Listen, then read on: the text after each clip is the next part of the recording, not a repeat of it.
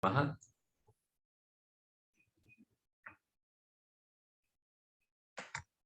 Welcome to this beautiful Navaratri Pravachana, which is a series of talks on Devi.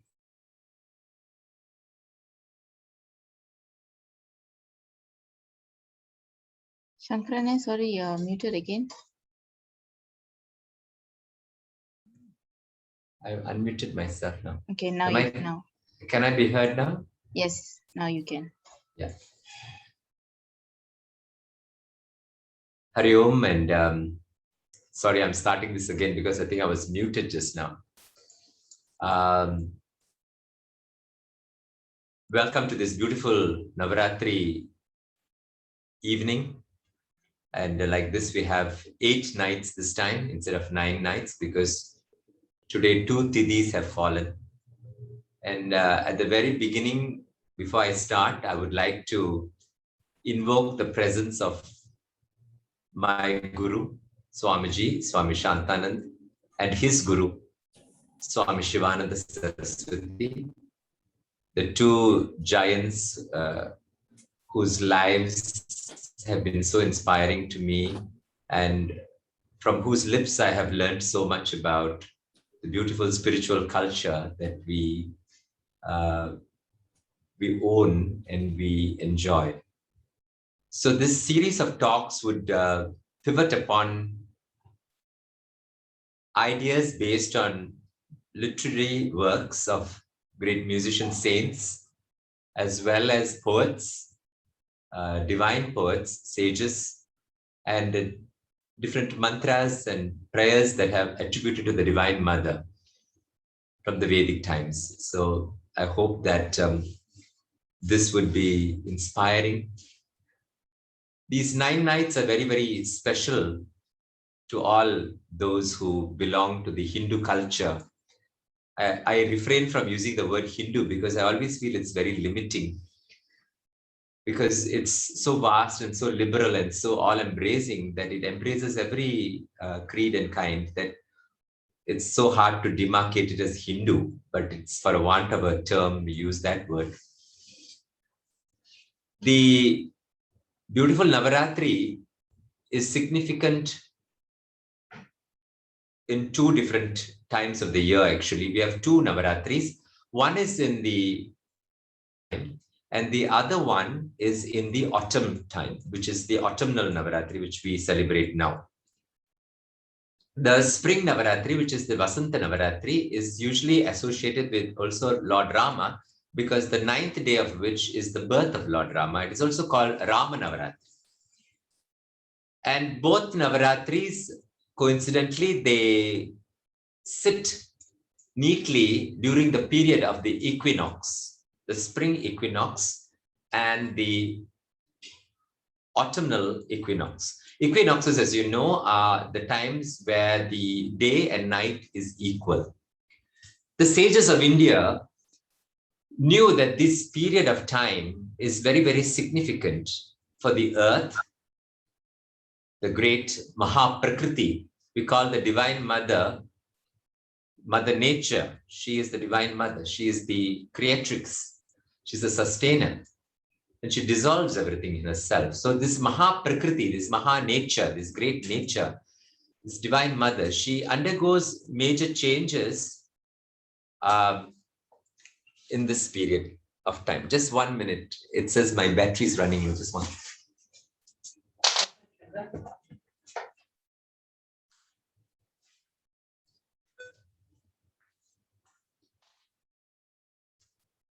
So this major changes happen on the earth.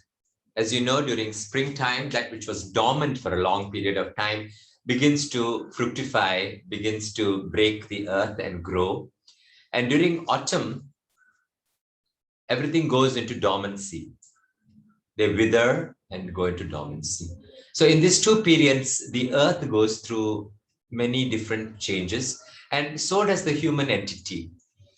The human being also, like a miniature earth, undergoes certain changes, both physically, mentally, and spiritually.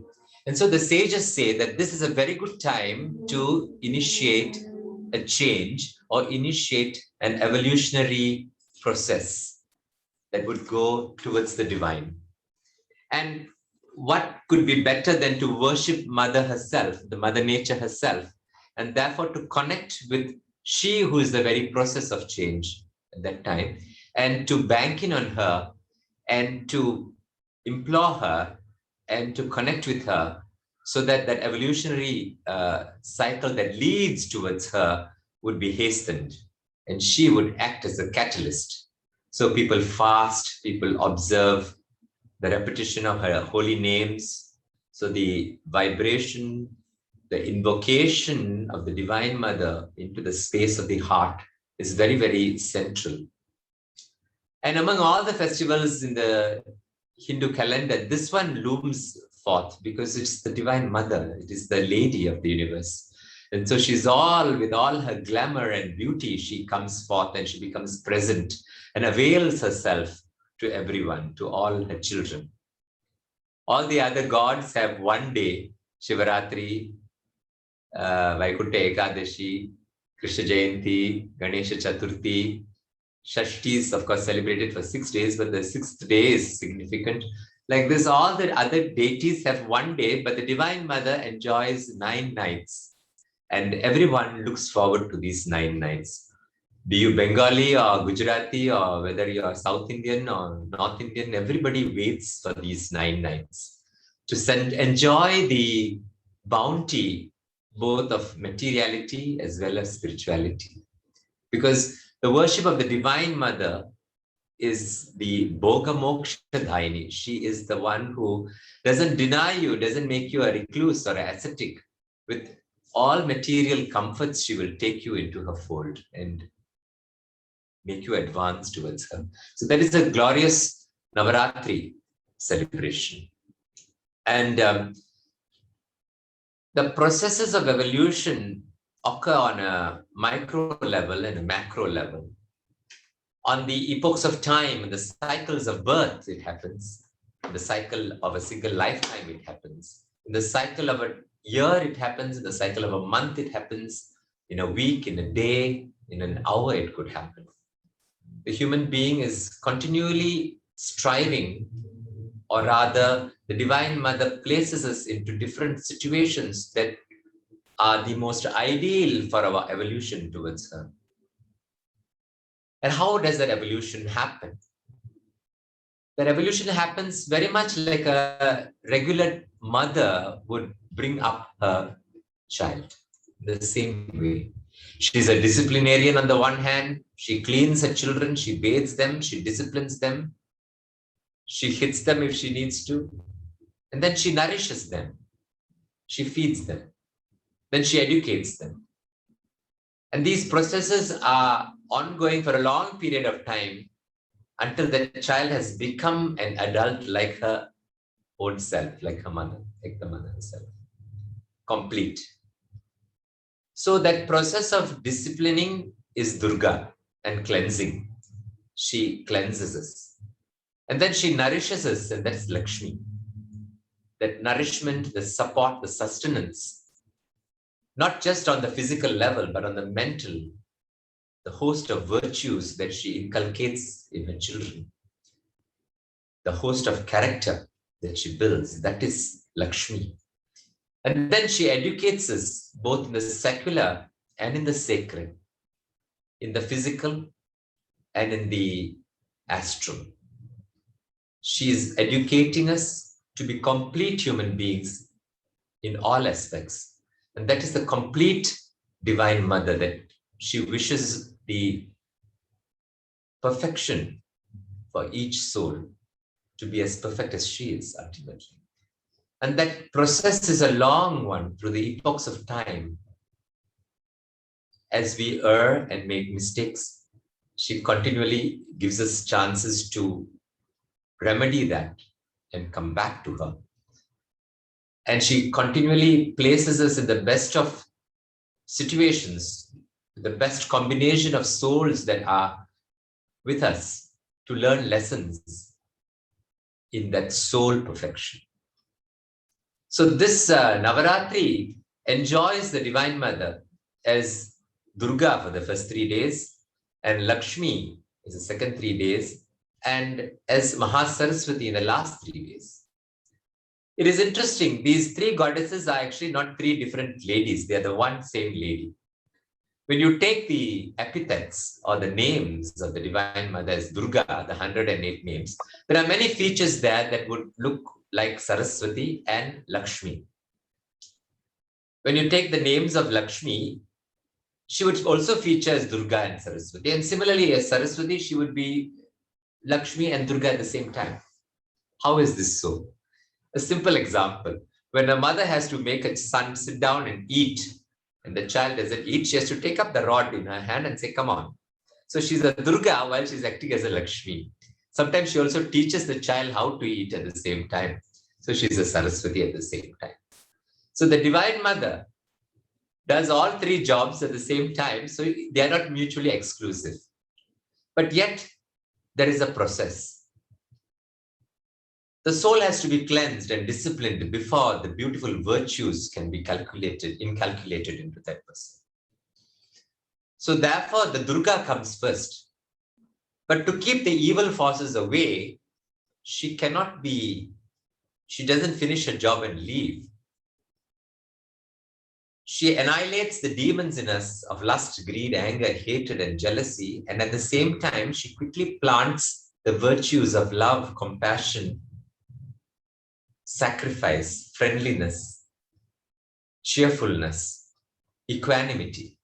These Devi Sampat, we call it Devi Sampat, the virtues. The virtues have to be planted so that they will crowd out the weeds of vices. It is called Pratipaksha Bhavana, or to cultivate the opposite quality of the vice. And unless that heart garden is totally cleansed and made into a beautiful garden of blossoms, only then can Saraswati descend. Once a child is disciplined and nourished, only then is that child ready to receive wisdom and knowledge. And so she comes as Saraswati. Today, to start off the beautiful Pravachana, which means an exposition or a talk or a speech, I would like to take the very famous song by the great Mahakavi Subramanya Bharatiyar. Subramanya Bharatiyar was the great poet of Tamil Nadu. He was the poet laureate, the Mahakavi. And many have said that he is actually a saint and a visionary because he was simply brilliant. He was not just a Tamil scholar. He had Pandityam, or he had scholarship in 8 or 9 languages, including European languages like Italian, French, German, and so on and so forth. And when I mean scholarship, he didn't just have a working knowledge of these languages, he could compose literary works in these languages. So he was just a wizard of languages, and the knowledge of the Vedic and Puranic law was just like at the back of his hand. And he interpreted them in the contemporary sense for women's liberation, for instance, for topical issues of the times, and he gave it new life and new light. He was totally a visionary, who also brought the Vedic knowledge, which was shrouded in terse Sanskrit, into modern day Tamil, which people could understand. So he did a range of things. Now, Subramanya Bharatiyar, among his many works, has also composed what is known as a Navaratri Patu, or a song for Navaratri, which eulogizes or which praises the Divine Mother Parashakti, and then in her triple aspects as Durga or Parvati, as a Lakshmi, and as Saraswati. This Navaratri Patu most succinctly gives us the essence of the Navaratri festival and tells us about the Divine Mother and the attitude of supplication and surrender that we should have when we beseech her. It's a very short 4 verses, and it's very simple Tamil for those who know Tamil, but many people who have enrolled today are not Tamil speaking or not knowing Tamil. So for the benefit of all, and to also study the layers of meanings that could be associated with these words, I like to share this work with you. So it starts off with Mata Parashakti. When you use the prefix para to Shakti, or para to Brahman, or para to Shiva, or para to Devata, it takes the deity to a impersonal nirguna aspect, as the absolute, as an impersonal God, like Allah, like the God of the Abrahamic religions. He is formless and nameless and beyond thought and beyond form. He or she or it is so vast, it cannot be defined. So when we add the prefix para to Shakti, it denotes the Divine Mother in her absolute sense. So he says, Mata Parashakti, O Mother Parashakti, Vayamellam ni niraindai. You have filled this whole earth, this whole universe. You have become, just as the beautiful prayer that we recite from the Devi Mahatmyam, Ya Devi Sarvabhuteshu. You have become Vayamellam ni niraindai. You have filled every atom of this universe. Mata Parashakti Vayamellam ni niraindai. Adharam unayallal yaryamakku parinile. He says, O Divine Mother, you are our support, Adharam. Adharam unayallal, without you, who do we have on this earth? You who have become this entire universe, including me and you and everything. You are our support.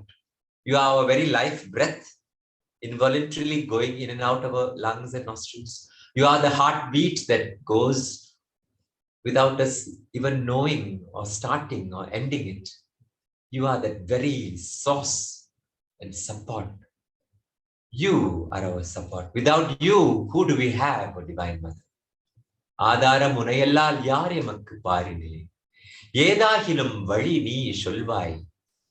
Tell us of a way out of this whole Maya that you have deluded us by, making us think of us as separate from you, giving us a different identity, a name, and a form, and embodying us and making us imagine that we are apart from you.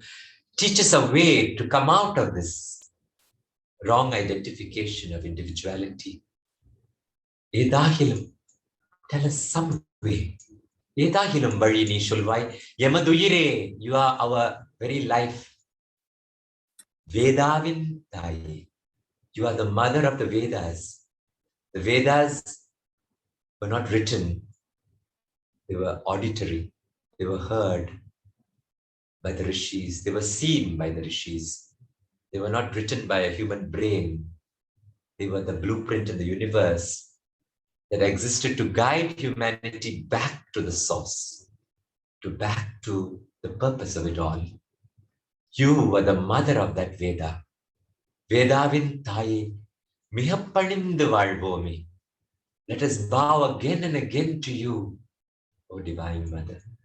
Mihappanindu is like when we say in Sanskrit, Namo Namaha, to bow again and again and again. So that is a very beautiful opening verse. Mata Parashakti, O Mother Parashakti, Vayamellam ni niraindai. You have filled the entire universe.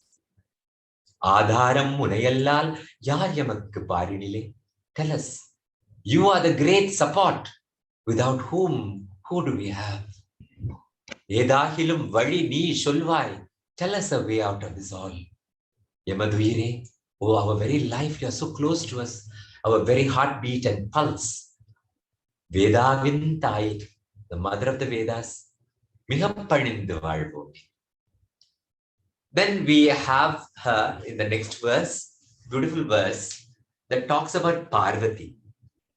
he doesn't talk about her as Durga, but he talks about her as Parvati. He says, Malayile Tan Pirandal. This Parvati, she was born to the mountain, Himalaya, the Himavan. How can a girl be born to a mountain? Well, of course, it is symbolic and metaphorical.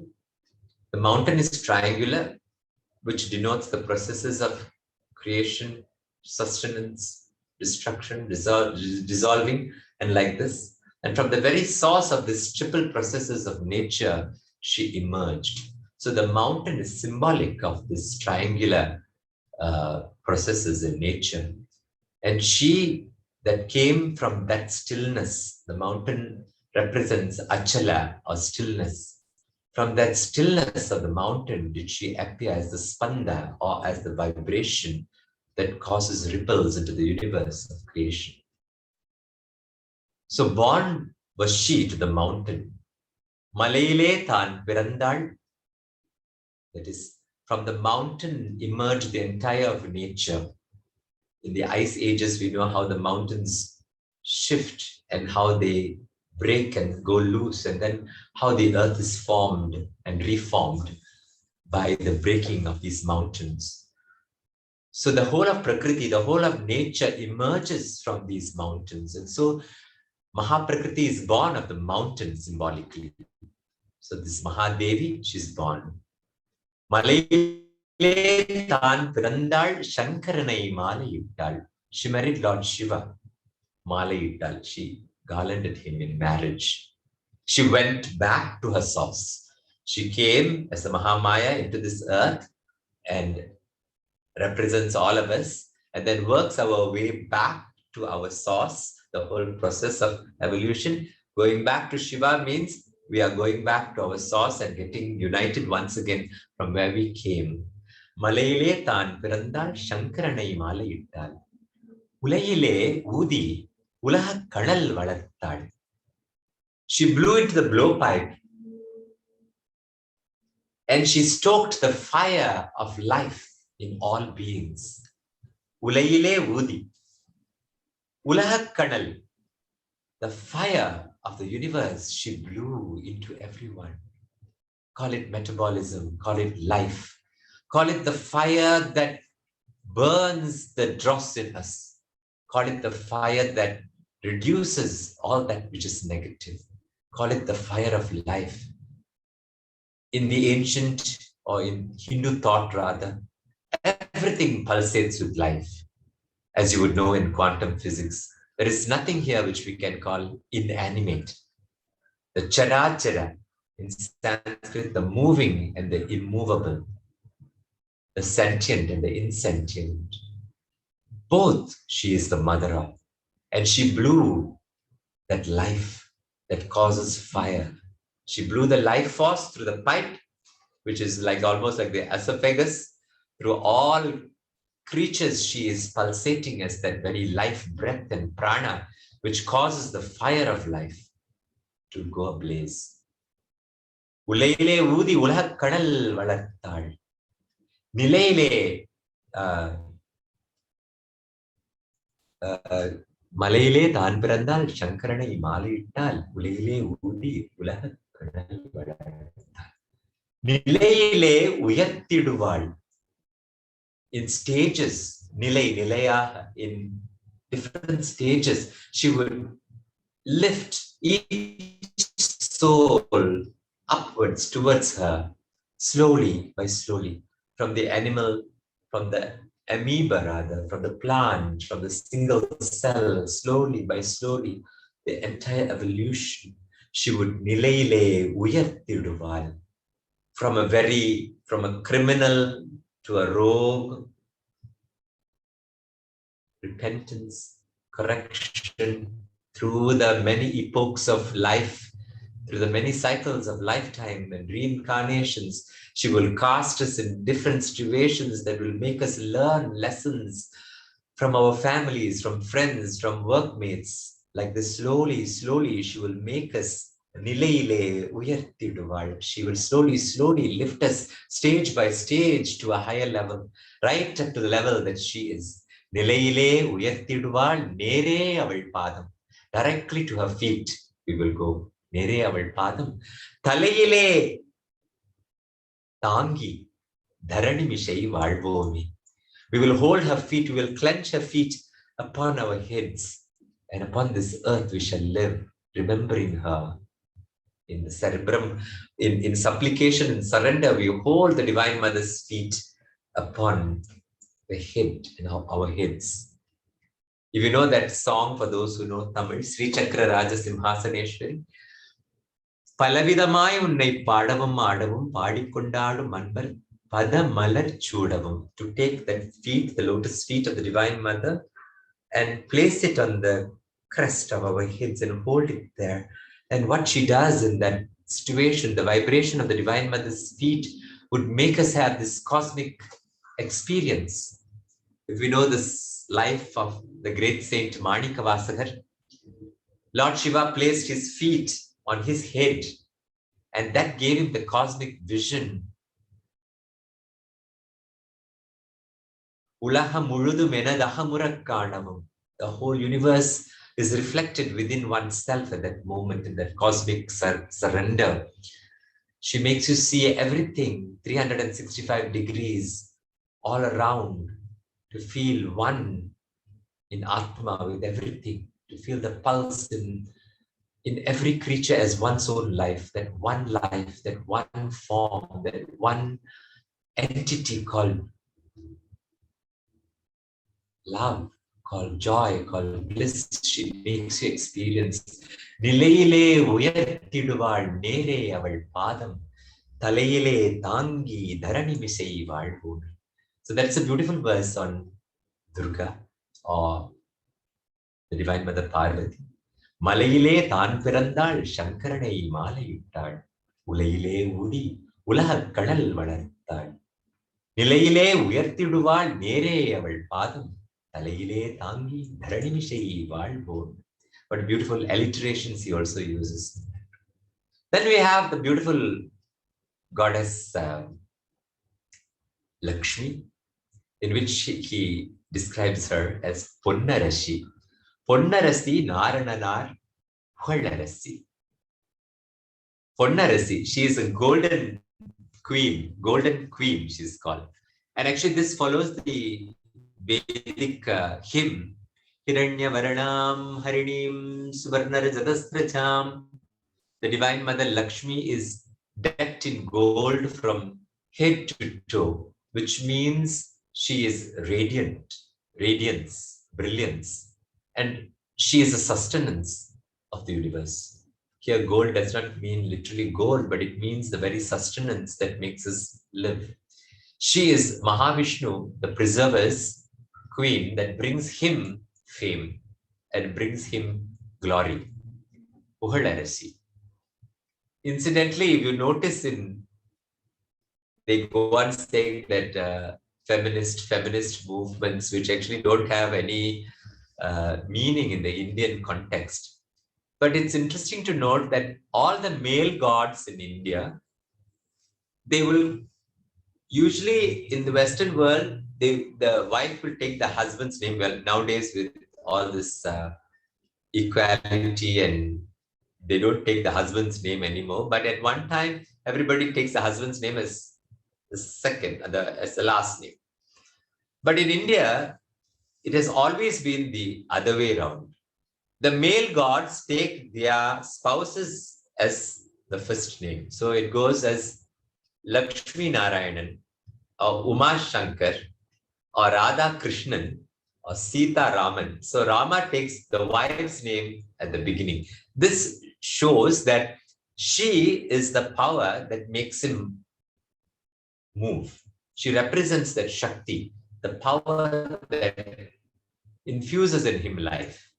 So these are very interesting points, that when you talk about feminism or the feminist movements, then what is its relevance to this? Ponnarasi Narananar Uhalarashi. Minnum Navaratrinam pol meni alahudayal. She is radiating, she is pulsating in the 9 gems, the 9 precious stones that shine on her being. Minnum Navaratrinam pol meni alahudayal. Her whole body is not only gold, but it's studded with all the 9 different gems, which is symbolic of the 9 different planets. She's not only supporting one Earth, but she's supporting the myriad number of planets and planes of existence. That is what it symbolizes. Annai aval Vayyamellam Aadarippal Sri Devi. As a mother, she would support the entire earth. Oh, Sri Devi. She is the Sri Devi. She represents the sustenance. Sometimes we have different colors for the different deities, Gold for Lakshmi. And Madurai Meenakshi is seen as green in color. Why is she green? Because her brother, Lord Vishnu, is the preserver, protector of the earth. And being her sister, his sister, she represents the green vegetation. That is why she's known as Harini. Lakshmi is also in one epithet, she's seen as green in color. She represents the entire vegetation of the earth, which represents the sustenance, the food we eat, the basic food chain, which is green. So, Vayamellam Aadarippal. Aadarippal means she supports. Vayamellam Aadarippal. Sri Devi. Tannir Putpadam. Her 2 golden feet. This Navaratri part surrenders every verse to the lotus feet of the Divine Mother. Here, he refers to her feet as her golden feet, perhaps because it is adorned with golden anklets. So she's seen with golden anklets. Tannir Putpadam Sharan Pugundu Valvomi. Surrendering to her 2 golden feet, we will, in that surrender, we will breathe every breath of our life. This verse on Lakshmi says beautifully, Ponnarashi Naranarar Narananar. Ponnarashi Narananar Puhalarashi. She is the queen, the golden queen. And she is the queen that brings fame and name and glory to Mahavishnu. Minnum Navaratrinam pol meni alahudayal. She is radiating with the 9 gems, shining, sustaining the many, many planes of existence. Annai aval Vayyamellam Aadarippal Sri Devi. As Sri Devi, she is the very support of the earth and the very substratum of the earth. Annai aval Vayyamellam Aadarippal Sri Devi. Tannir Putpadam, her beautiful golden feet, Sharan Pugundu Valvomi. We will surrender to those feet. Then we have Vani, Saraswati, the 3rd verse. Vani, Kalai Devam, Maniva Kudaviduval. Vani, Vani means also speech. But here she is Kalai Devam. She is the goddess of all arts. In India, even the sciences are considered arts. They are not considered science. Everything is artistic only. I think in the ancient times, everything was merged into one huge corpus of knowledge. But it was divided in ancient India into the 64 arts. Ayakale Arvathinarkinu. And Kala also means rays of light. The light that emanates as rays, they are called Kala or Amsha. Kiranam or rays. So the goddess Saraswati radiates and this light. And the arts, the dance, music, and drama, theater, literature, what have you, is also called rays of the divine. Why is it called rays? Why is it called Kala? Kala means rays. Because when you get onto the stage and you perform, you dispel the darkness of gloom in many hearts that come to watch you. So the Artist is called Kalakar or Kalainyar, Kalai Niraindavar, the one who is full of rays of the divine, rays of divine light, because they, through the message, through the entertainment, they bring mirth and happiness, and they dispel a gloom, and people forget themselves in a theater when they sit down to watch a presentation. So that is why the Divine Mother Saraswati is called the one who is filled with these rays. Vani Kalai Devam, Manivak Kudaviduval. She grants her devotees Manivak. That means each word that they speak are like gems, gem-like words of wisdom. She would grant the speech of gem-like wisdom, gem speech, Manivak Kudaviduval. ஆணிமுத்தை pole அறிவுமுத்து மாலையினாள். Like rare pearls. Pearls are so hard to get in the ocean. They go through great processes of refinement in an oyster. They go on and on. And the pearls, they represent the jnanis, the great saints and sages who have gone through vast number of births and lifetimes to refine themselves, and they become those pearls of wisdom, the great jnanis, the great saints, sadhus, sant, the great saints and sages. And this Saraswati, she wears a beautiful string of muktahara. She wears Ani Muttai Pol Arivu Muttu Malayinal. She wears the pearl garland of wisdom, not just a fancy pearl garland from the ocean, but this pearls that represent the height of evolution in man and woman. And these beautiful saint, wisdom-filled sages represent each beautiful pearl that hangs from her neck. Aani muttai pol arivu muttu malayinal. Kaanahindra kaatchiyai. Whatever we see, because if we refer to the first verse, the Divine Mother has become this universe, right? She's become. So everything we see is the Divine Mother only. I see you, I see the mountain, I see the camera, I see the computer. Everything here that I behold is the Divine Mother. Seeming like differences, like a Akhanda Brahman, she has divided herself in different names and forms, and she looks like different things, and different people, and different names, and different characters. Kaanahindra kaatchiyai, as each of the scenes, it's very interesting, he uses the word kaatchi. Kaatchi could also mean a scene, like in a drama or a play. She is the very scene that we see. And kaanvadellam kaattuvalai, she is also the process of cognition, where we are able to see something, it goes into our head, translates into our brain, and then we understand what is it, that whole process of cognition. That process is also this Divine Mother called Saraswati. Kaanahindra kaatchiyai kaanvadellam kaattuvalai. Vaanuyarndu nindral. Wow, look at her. She is piercing through the heavens, the seven heavens. Basically went back to the link. Someone is not on mute. Mute yourself. Somebody is talking. Sorry for getting distracted. So Manuyarndu Nindral, or in some versions it's Manuyarndu Nindral. That means exalted. She stood there in her Vishwarupam. When the Divine Mother assumes her Virat Rupa, the Vishwarupa, she is like a gigantic form, right, piercing through the celestial regions. There she stood so gigantic, this Saraswati. Vaanuyarndu nindral, Malaradiயை shulvome, her beautiful lotus feet. Let us circulate. Let us embrace, let us circulate ourselves around her feet. Vani Kalai Devam, Vani Kalai Devam, Manivak Kudaviduval. She will grant speech like gems.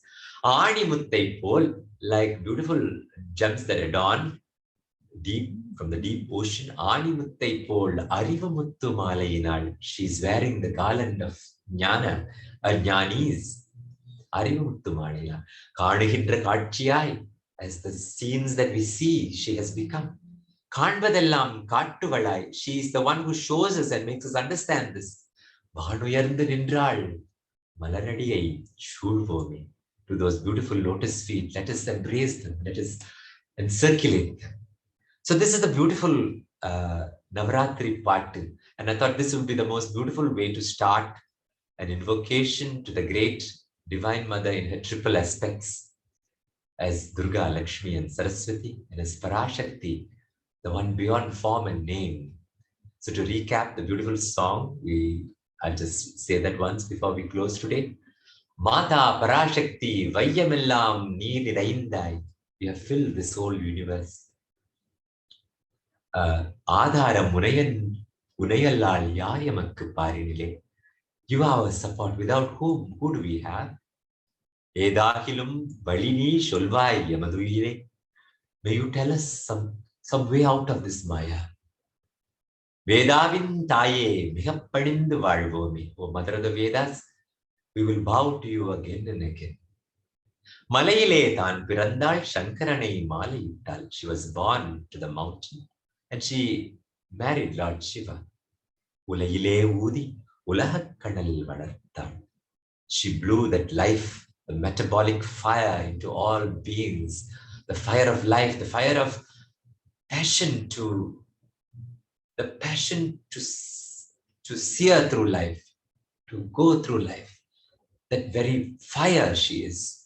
Ulayile Udi Ulahakkanal Vadarttal. Nilayile Uyarthiduval. By stages she would lift us up and up.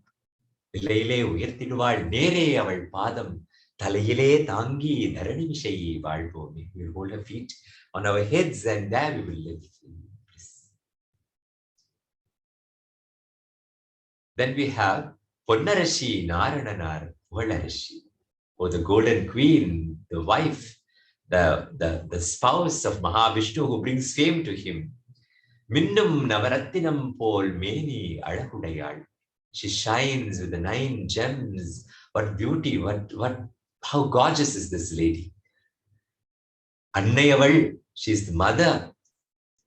Vayyamella Madarippal, she is the one who supports the entire earth. Shri Devi, Tannir Putpadam.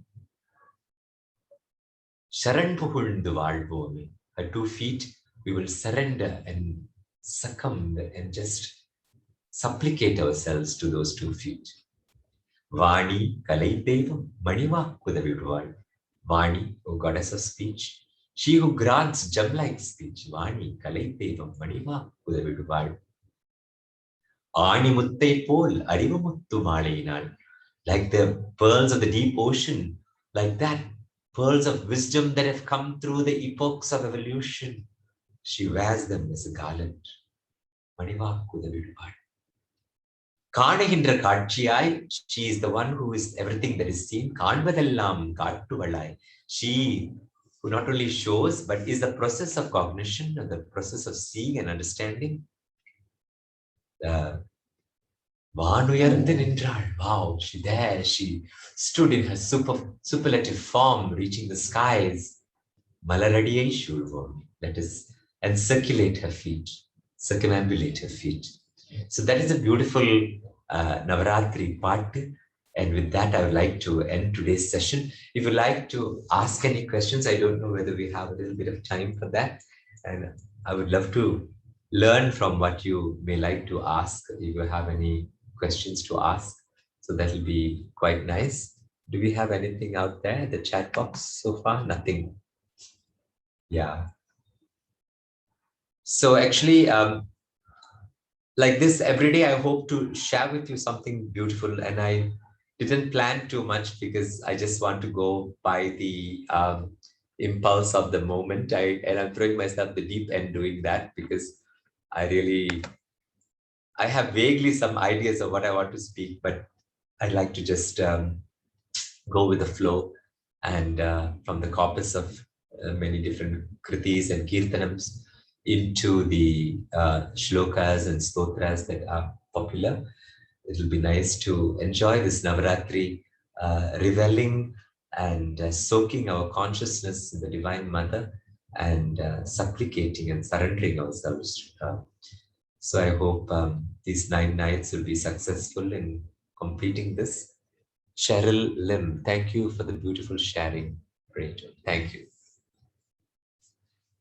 So shall we end over there? And we will meet tomorrow once again at the same time. And we will have a lovely pravachanam again tomorrow. Thanking you once again so much. I end the session. Om Shanti, Shanti, Shanti.